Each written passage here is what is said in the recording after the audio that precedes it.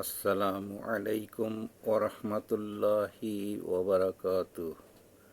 পৃথিবীর সব মানুষকে জানাইতেছি, আল্লাহ পাকের রাসূল হজরত মুহাম্মদ সাল্লাল্লাহু আলাইহি ওয়াসাল্লাম বলেছেন, সব মানুষের সাথে একটা করে শয়তান থাকে।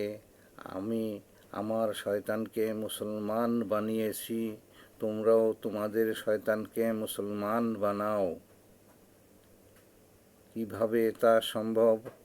তা একমাত্র আল্লাহ পাকের হুকুম মানা এবং হজরত মুহাম্মদ সাল্লাল্লাহু আলাইহি ওয়াসাল্লামের তরিকায় চলার মাধ্যমেই সম্ভব।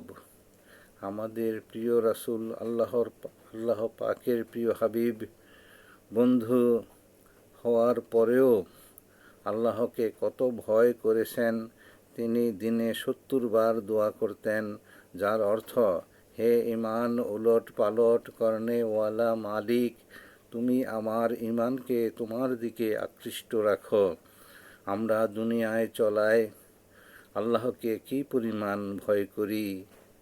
আল্লাহর রাসূল যেমনটি ভয় করেছিলেন,